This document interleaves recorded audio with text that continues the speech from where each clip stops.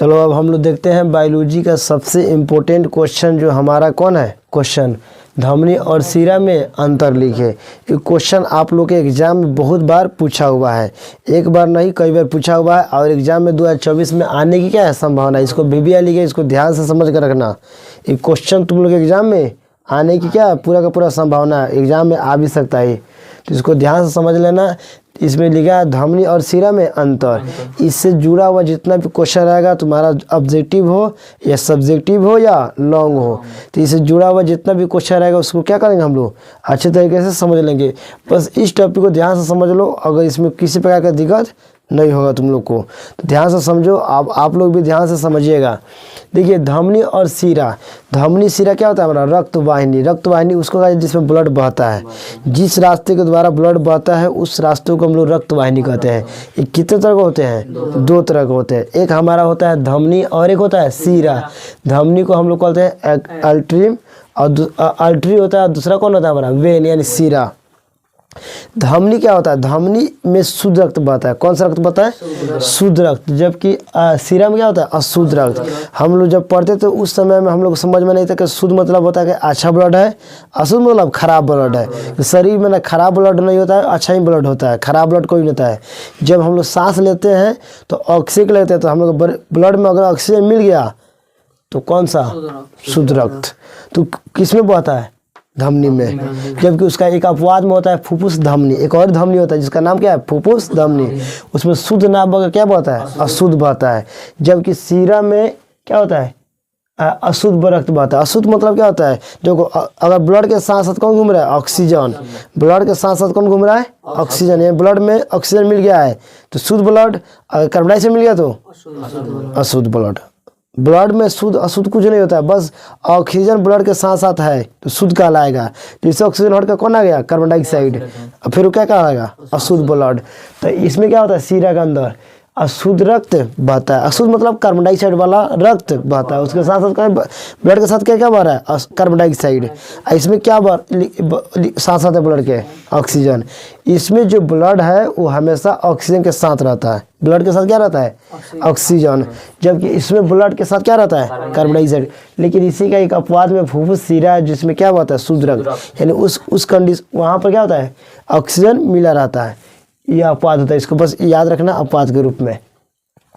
उसके बाद देखो ये धमनी जो होता है वो क्या करता है, देखो जो हमारा हार्ट होता है हार्ट हृदय, हृदय क्या करता है, हृदय काफ़ी कस के प्रेशर जनरेट करता है, यानी प्रेशर इतना हाई कर देता है कि पूरे मतलब कि इतना हाई प्रेशर मारता है कि पूरा का पूरा ब्लड कहाँ पड़ जाता है शरीर में। तो ये क्या करता है हृदय से जितना ब्लड निकल कर शरीर में फैलता है वो किसके रास्ते से निकलता है, कहाँ से किसके द्वारा मतलब कि किस रास्ते द्वारा मतलब फैलता है धमनी के द्वारा।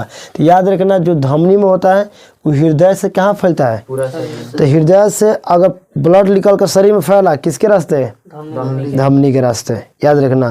तो इसमें क्या होता है हृदय से ब्लड निकलेगा और किधर फैल जाएगा, तो बताओ एक हार्ट हितुच के मारा पूरे शरीर में फैला दिया, इसका मतलब तगड़ा प्रेशर मारा होगा तब भी इतना पूरा शरीर में फैला है, कम प्रेशर मारेगा तो फैलेगा। तो बताओ इसीलिए ये बताओ कितना के प्रेशर से मारता है 120 के, कितना के प्रेशर से। तो इसमें रक्त का बहाव बहुत तेज होता है, कितना के प्रेशर से होता है 120 के। जबकि हमारा देखो शिरा में क्या होता है, इसमें देखो हृदय से ब्लड बहकर पूरा शरीर फैल गया तो किसके द्वारा गया धमनी में, किसके द्वारा जाता है धमनी में जाता है, धमनी से धमनी के रास्ते जाता है। जबकि शिरा वाला जो पार्ट होता है वो क्या होता है पूरे शरीर मान लो शरीर फैल गया तो फिर वापस भी आना है साफ होने के लिए इति होने के लिए हृदय में। तो हृदय में जब आता है तो हृदय में कहाँ से आता है शरीर से पूरा जब रक्त किधर आएगा हृदय की तरफ, यानी शरीर से पूरा ब्लड अगर हृदय की तरफ आ गया तो बुझा किस रास्ते से आ रहा है शिरा के रास्ते। तो किसके रास्ते आता है, तो वो आता है तो क्या आता है लो प्रेशर में आता है, कम प्रेशर में, ज़्यादा हाई प्रेशर में नहीं आता है, क्योंकि वहाँ से आने में उसको क्या होता है आराम आराम से धीरे धीरे आता है। कितना प्रेशर से आता है इसकी बोला, इसमें रक्त की बहाव क्या होगी धीमी होगी तेजी होगी, इसका बहाव क्या होगा तेजी होगा। कितने के प्रेशर चलता है इस 120 का हाई प्रेशर मारता है तो पूरा शरीर में ब्लड फैल जाता है। जबकि इसमें क्या होता है इसमें धीरे धीरे आता है, कितना के प्रेशर से 80 के, तो धीरे धीरे आराम आराम से आता है। अब मान लो कि जैसे कोई ओवर ब्रिज है, अब ओवर ब्रिज पे कोई हाई प्रेशर से मोटरसाइकिल चढ़ा दिया तो बोलो नीचे आने के ढूंढने का चांसेस है उसमें। अब कोई आराम आराम से उस पर चढ़ा रहा है, अब धीरे धीरे कोई चढ़ा रहा है तो बताओ पीछे लौटने की चांस है कि नहीं है? तो बताओ हाई प्रेशर में ये लौटेगा कभी? इसमें लौटने के चांस है नहीं है। एक बार प्रेशर मार दिया तो पूरे शरीर से वापस लौटने में दिक्कत है, इसको वापस लौटने में दिक्कत है। जबकि देखो इस सीरा में क्या होता है, इसमें तुम्हारा प्रेशर कितना 80 का, यानी इसमें बहाव क्या होता है धीमी होता है, स्लो होता है। तो कोई चीज़ स्लो होता है तो ऊपर से ढलान ऊपर मान लो है तो ऊपर से ढूंढने में हो सकता है। तो इसी कारण भगवान क्या किए कि अगर मान लो कि 80 की क्या हो रहा है 80 की स्पीड से आ रहा है धीरे धीरे, अब मान लो आगा गया धीरे धीरे 80 के, चलो मैं थक गया हार गया, अब वहाँ से फिर पीछे में भागने लगे। तो पीछे जब भागेगा तो उसके लिए भगवान क्या किए इसको उसमें एक वाल्व लगा दिए। तो बताओ वाल्व किसमें पाया जाता है? सीरा में। वाल्व इसलिए लगा दिए ताकि अगर ब्लड आगे में जा रहा है और फिर पीछे में ना भागे, क्योंकि ज़्यादा प्रेशर रहेगा तो आगे भाग जाएगा और लो प्रेशर रहेगा तो आने के चांसेस बन जाता है। तो ज़्यादा आगे अगर आ गया तो उस पर क्या लगता है कपाट लगा देता है। क्या लगा देता है?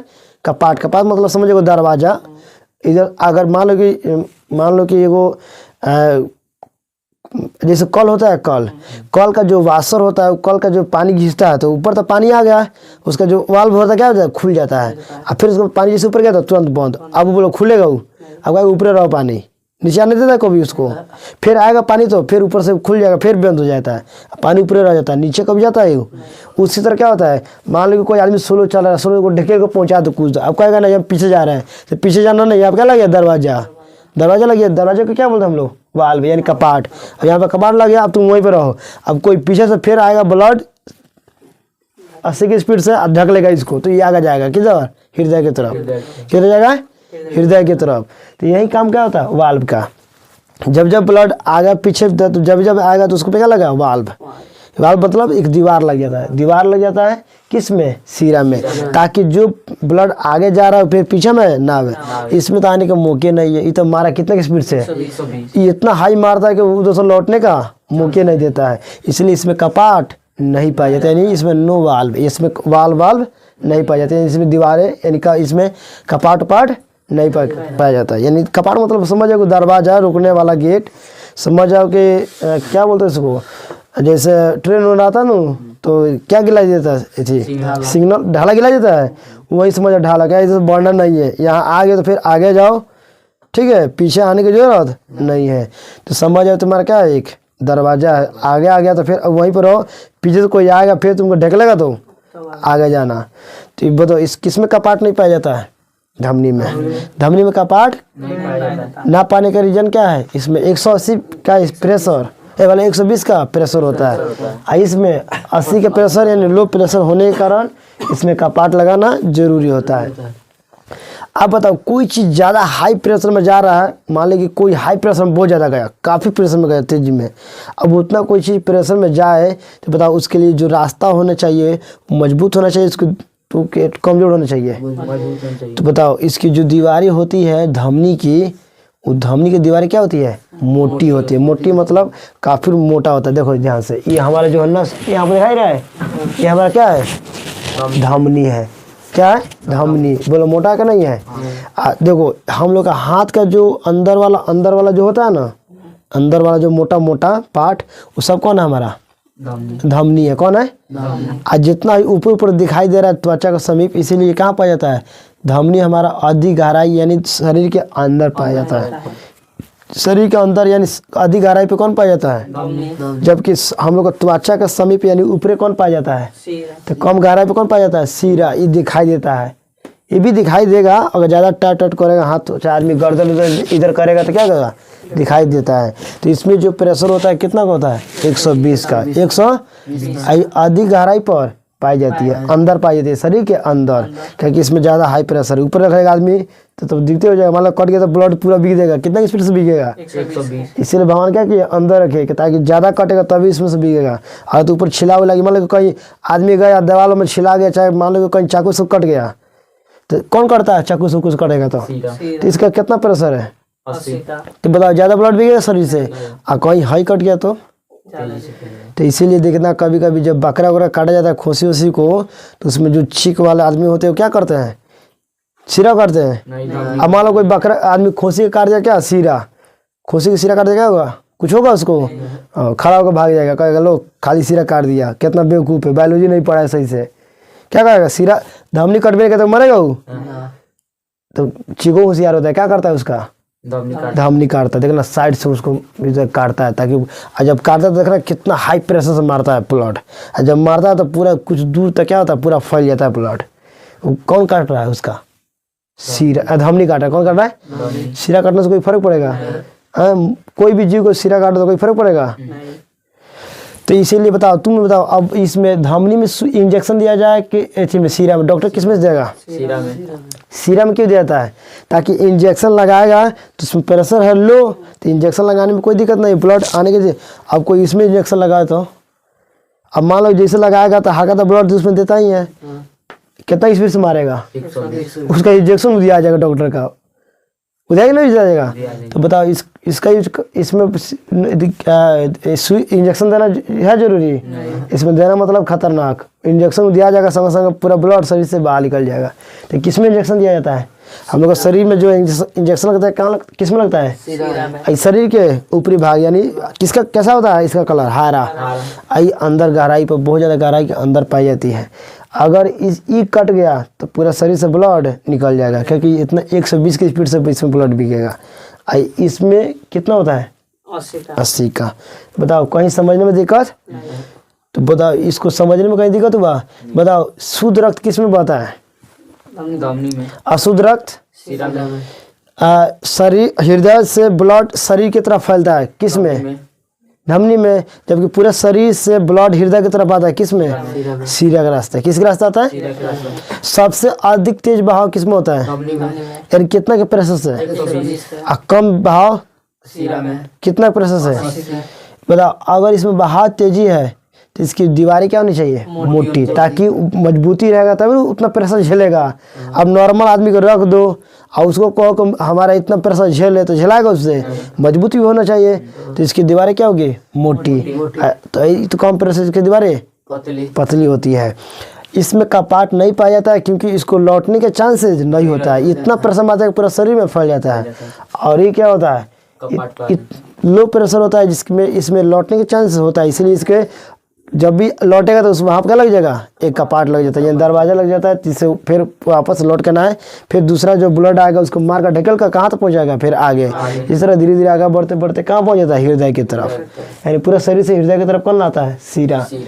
अब बताओ ऊपरी भाग में कौन पाया जाता है, सिरा। ऊपरी मतलब कि कम गहराई पर कौन पाया जाता है, आधी गहराई पर। बताओ ये जो हरा रंग का है ब्लड, वही चीज नस जो उसको क्या बोलते हैं हम लोग, अंदर वाला। देखो धमनी के देखना है तो यहाँ पर देखो सबसे आसान तरीका है, धमनी यहाँ पर होता है, एगो इधर होता है, एगो इधर, इसको महाधमनी बोला जाता है। एगो अंदर तो होता है, अपना अपना हाथ में भी देख लेना तुम लोग। तो ये सब क्या होता है हमारा, धमनी। आई ऊपर वाला पार्ट कौन होता है, पूरा शरीर में फैला हुआ वायर की तरह, क्या हो रहा है, पूरा फैला, जो किसका काम करता है, ब्लड का आवागमन, यानी ब्लडों के परिवहन में मदद करता है। इसी के रास्ते क्या होता है, पूरा शरीर में ब्लड का परिवहन होते रहता है। अब बताओ धमनी और सिरा में किसी को प्रॉब्लम, तो बोलो जी, कहीं दिक्कत हुआ तो बोल दो, इसमें कुछ पूछना है। चलो तो इससे जुड़ा हुआ जितना क्वेश्चन होगा, जैसे ऑब्जेक्टिव भी होगा। देखो अगर ये क्वेश्चन तुम लोग का अगर 2 नंबर में आया तो अंतर को लिखना है, 3 को लिखना है। अब 5 में आया तो 5 को, हम तो 6 को लिखे हैं, मैं तो 6 लिख दो। 2 नंबर में आया तो 3 को अंतर, और 5 में आया तो या तो 6 लिखो या तो 5 को लिखो। इसमें लिखना क्या है, इसमें शुद्ध रक्त बहता है। धमनी में देखो इसमें लिख देना, धमनी और सिरा में लिखा हुआ क्वेश्चन, ये तुम्हारा तो रहबे करेगा क्वेश्चन का, धमनी और सिरा में अंतर लिखे। तो यहाँ पर तुम लिखना कि आंसर में धमनी और सिरा में निम्नलिखित अंतर है। एक तरफ तुम धमनी लिखना, इसका इंग्लिश मन करते लिखना, या तो छोड़ देना, इंग्लिश लिखने से थोड़ा और ही अच्छा लगता है। इसका इंग्लिश क्या हो जाएगा, अल्ट्री। फिर उसके बाद यहाँ सिरा लिखना, इसका इंग्लिश क्या होगा, वेन। इसमें तुमको क्या लिखना, पहला पॉइंट लिखना, इसमें शुद्ध रक्त बहता है। इसमें क्या लिखना, इसमें अशुद्ध रक्त बहता है। इसमें लिखना कि यह हृदय, इसमें हृदय से रक्त पूरे शरीर में फैल जाता है। 2 में इसमें लिखना, सिरा में, इसमें शरीर से ब्लड मतलब कि रक्त हृदय की तरफ बहता है।